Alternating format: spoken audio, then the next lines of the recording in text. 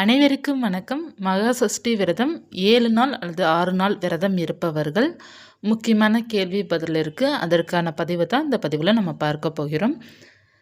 முக்கியமான கேள்விகளில் பார்த்தீங்கன்னா அடிக்கடி கேட்கின்ற கேள்வி என்னென்ன அப்படின்னா, தினமும் தலை குளிக்கணுமா, தினமும் வீடு துடைக்கணுமா, நம்ம விளக்கு தினமும் சுத்தப்படுத்தணுமா அப்படிங்கிறது விரதம் இருப்பவர்களுக்கான கேள்வி பதில்கள்.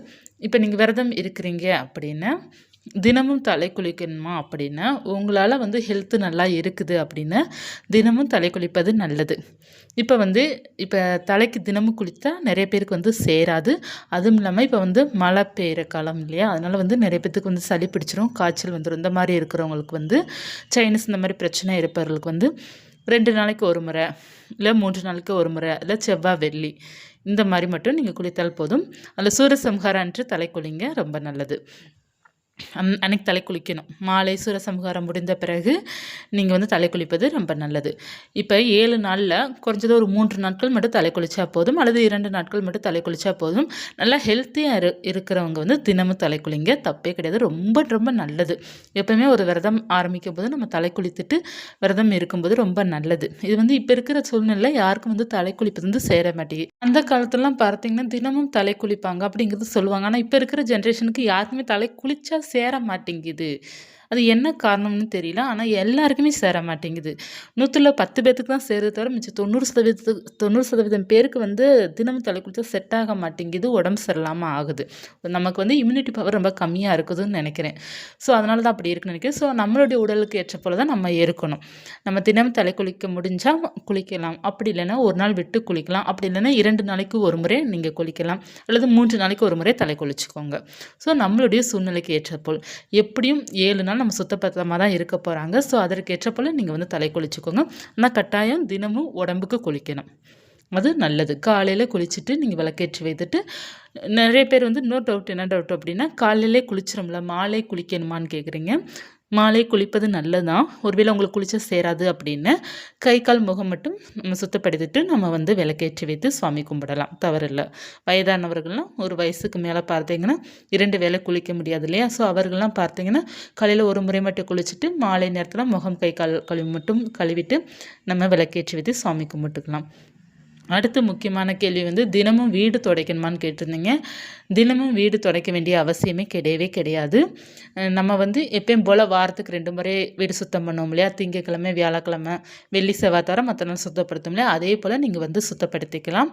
உங்களுக்கு இல்லை தினமும் வீடை துடைக்கணும் அப்படின்னு நீங்கள் நினைக்கிறீங்கனாலும் துடைக்கணும், தவறு கிடையாது. ஆனால் தினமும் வீடை துடைக்கணும் அப்படிங்கிறது கிடையாது. சூரசம்ஹாரம் முடிந்த பிறகு நம்ம வீடை துடைப்பது நல்லது. அதுவும் முடிந்தால் துடைச்சிக்கோங்க, அப்படி இல்லைன்னா பிரச்சனை இல்லை. ஏன்னா சூரசம்ஹாரம் முடியவே சாயங்காலம் 6 மணிக்கிட்ட ஆயிடும், 5:45 மேலே ஆகிடும். ஸோ அதற்கப்புறம் உங்களுக்கு டைம் இருக்குது அப்படின்னா, ஒரு சூரசம்ஹாரம் எப்படி ஒரு மாலை 5 மணி தொற்றும். அதுக்கப்புறம் தான் நம்ம சூரசம்ஹாரம் முடியும். உங்களால் முடிஞ்சால் வீடு துடைச்சிக்கோங்க, துடைச்சா நல்லதான். இல்லை அப்படின்னாலும் ஓகே தான். ஸோ எதுவுமே பார்த்தீங்கன்னா ரொம்ப போட்டு நீங்கள் குழப்பிக்காதீங்க, எதுவுமே ஃப்ரீயாக இருங்க. தினமும் வீடு துடைக்க வேண்டிய அவசியம் இல்லை. 3 நாளைக்கு ஒருக்கா துடைச்சிக்கலாம், அல்லது நீங்கள் திங்கள் வியாழன் இந்த மாதிரி துடைச்சிக்கோங்க.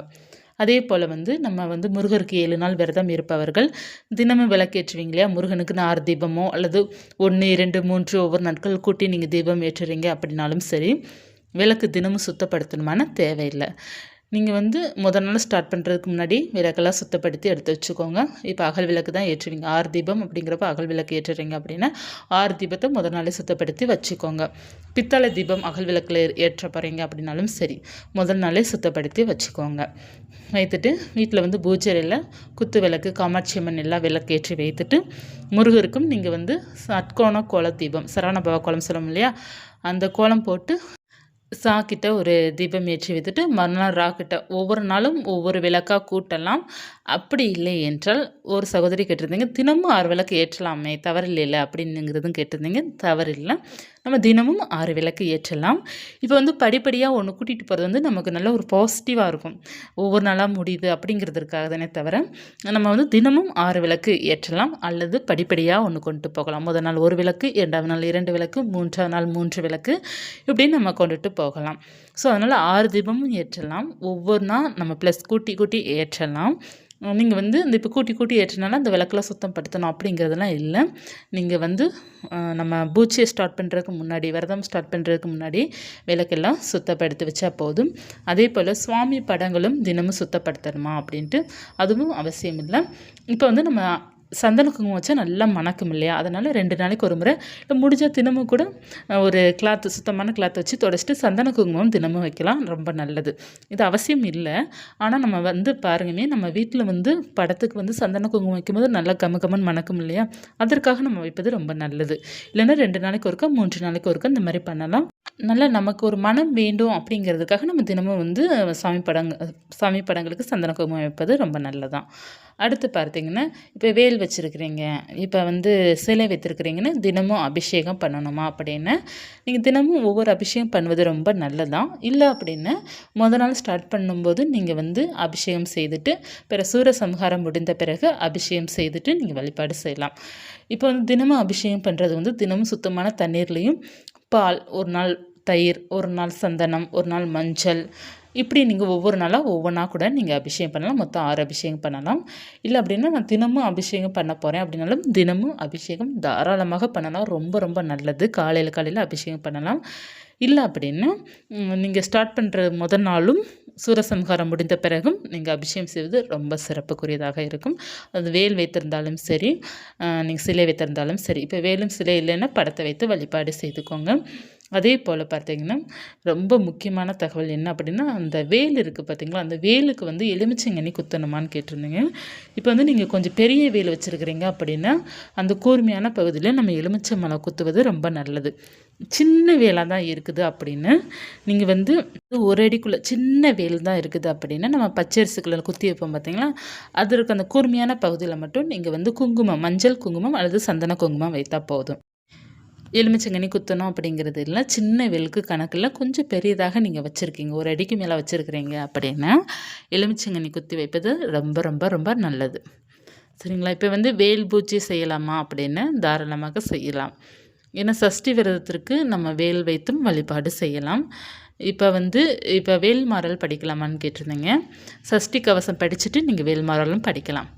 முருகனுக்கு வந்து எல்லா மந்திரமும் எல்லா பாடல்களும் சஷ்டி என்று படிக்கலாம்.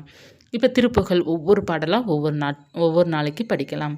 கந்தர் அனுபூதி இருக்குது, அதில் ஒவ்வொரு பாடலுமே ரொம்ப ரொம்ப நல்லது, அந்த பாடல்கள் படிக்கலாம். வேல்மாறல் பாராயணம் தாராளமாக பண்ணலாம். ஸோ சஷ்டி கவசத்துக்கு நம்ம கந்த சஷ்டி கவசம் மட்டும் படித்தா போதும் அப்படிங்கிற மாதிரிலாம் நீங்கள் நினைக்க வேண்டாம். எல்லாமே படிக்கலாம், நமக்கு இருக்கிற டயத்தை பொறுத்து. தினமும் கட்டாயமாக ஆனால் சஷ்டி கவசம் ஒரு முறையாவது படித்திருக்க வேண்டும், பாராயணம் பண்ணணும். சஷ்டி கவசம் நமக்கு வந்து டிவியில் வந்து எல்லா சேனல்லையுமே போட்டுருவாங்க. மோஸ்ட்லி நிறைய சேனலில் நமக்கு வந்து சஷ்டி கவசம் 6 மணிக்கு பாடும். 6 to அந்த 7க்குள்ளே வந்து மாற்றி மாற்றி ஒவ்வொரு சேனல்லையும் நமக்கு பாடிக்கிட்டே தான் இருக்கும். நிறையா சேனலில் வந்து குரு கவசம்லாம் ஓடும். ஸோ அதெல்லாம் வைங்க, ரொம்ப நல்லது. குரு கவசம்லாம் நம்மளுக்கு படிக்க வரலை அப்படின்னா அது வைங்க. சண்முக கவசம் ஓடும். நிறைய பாடல்கள் வந்து ஓடுது, முருகர் பாடல்கள் சொல்கிறேன் நான். காலை 6 to 7க்குள்ளேயும் மாலை 6 to 7க்குள்ளேயும் பக்தி பாடல்கள் வந்து முருகன் பாடல்கள் ஏகப்பட்ட பாடல்கள் டிவியில் போட்டுட்டு தான் இருக்காங்க. அந்த பாடல்கள் நல்லா போட்டு நல்லா சவுண்டாக வச்சு கேளுங்க. நீங்களும் பாராயணம் பண்ணுங்க, ரொம்ப நல்லது. நம்ம வீட்டில் வந்து எந்த அளவுக்கு முருகனுடைய பக்தி படங்களும் முருகனுடைய பாடல்களும் அங்கே நமக்கு கேட்குதோ, அங்கே முருகனுடைய அருள் வந்து பரிபூரணமாக இருக்கும். முருகனுக்கு அதுதான் மிகவும் பிடிக்கும் அப்படிங்கிறது இருக்குது. நம்ம வந்து பாடல்கள் பாடினா முருகனுக்கு ரொம்ப பிடிக்கும் அப்படிங்கிறது இருக்குது. இப்போ முருகனை பற்றி பேசினாலே முருகனுடைய அருளோடு தான் நம்ம வந்து பேச முடியும். முருகனுடைய பாடல்கள் பாடினாலே முருகனுடைய அருளோடு தான் நம்ம பாட முடியும். அவருடைய அருள் இல்லாமல் எதுவுமே பார்த்தீங்கன்னா நமக்கு வந்து நடக்காது. ஸோ அவருடைய அருளால் தான் நமக்கு எல்லாமே நடக்குது. அவரை பற்றி பாடல் பாடுவதற்கும், அவரை பற்றி நம்ம புகழ்ந்து பேசுவதற்கும், அவருக்கு தீபம் ஏற்றி வைத்து அவரை வழிபாடு செய்வதற்கும் அவருடைய அருள் வேண்டும் நமக்கு. அவர் அருளால் தான் நம்ம செய்யவும் செய்கிறோம். இப்போ பார்த்தீங்கன்னா முருகர் தான் பார்த்தீங்கன்னா பக்தர்களை தேர்ந்தெடுக்கிறாரு. நம்ம வந்து முருகனை தேர்ந்தெடுக்கல, முருகர் தான் பார்த்தீங்கன்னா பக்தர்களை தேர்ந்தெடுக்கிறாரு. ஸோ அப்படி இருக்கும்போது முருகன் வந்து உணரக்கூடிய ஒரு அற்புதமான தெய்வம். இந்த தெய்வத்தை வழிபாடு செய்வதே பெருமை. நம் செய்த புண்ணியம் தான் முருகரை வந்து வழிபாடு செய்கிறோம். ஸோ அதனால் நம்ம பெருமைப்பட வேண்டும். இந்த 7 நாள் சஷ்டி விரதம் இருப்பவர்கள் வந்து என்னென்ன கேள்விகள் இருக்கோ அத்தனை கேளுங்க. இந்த 7 நாட்களுக்குள்ளே உங்களுக்கு தேவையான பதில்கள் எல்லாமே வந்துடும். இனி நமக்கு அக்டோபர் 22 டு 28 வரை நமக்கு சஷ்டி விரதம் இருக்குது. நீங்கள் உங்களுக்கு எதுவும் டவுட் இருக்குது அப்படின்னு நீங்கள் கேளுங்க. நான் மோஸ்ட்லி பார்த்தீங்கன்னா நான் பதிவாகவே நான் கொடுத்துருவேன். ஏன்னா எல்லோருக்குமே அது உபயோகமாக இருக்கணும். எனக்கு தெரிந்த தகவல் கட்டாயமாக நான் உங்களுக்கு ஷேர் பண்ணுறேன். இந்த தகவல் உங்களுக்கு பயனுள்ளதாக இருக்கும்னு நினைக்கிறேன். இருந்தால் லைக் பண்ணிக்கோங்க. இது போன்ற முருகர் பற்றிய தகவல் இந்த 7 நாளும் ஏதேனும் ஒரு தகவல் தெரிந்து கொள்ளணும்னு நீங்கள் விருப்பப்பட்டீங்க அப்படின்னு சேனலை சப்ஸ்கிரைப் பண்ணி வச்சுக்கோங்க. நமக்கு சஷ்டி விரதம் முடியும் வரை முருகன் பற்றிய தகவல் மட்டும்தான் இந்த சேனலை நம்ம பார்த்துட்டே இருப்போம். ஏதேனும் ஒரு தகவல் நம்ம பார்த்துக்கிட்டே தான் இருப்போம். ஏன்னா ஒவ்வொரு சப்ஸ்கிரைபரும் ஒவ்வொரு கேள்விகள் கேட்டுகிட்டே தான் இருப்பாங்க. ஸோ அதற்கேற்ற பதில் தான் இந்த பதிவில் ஃபுல்லாக நம்ம பார்த்துட்டே இருப்போம். மீண்டும் ஒரு தகவலுடன் உங்களை சந்திக்கிறேன். நன்றி.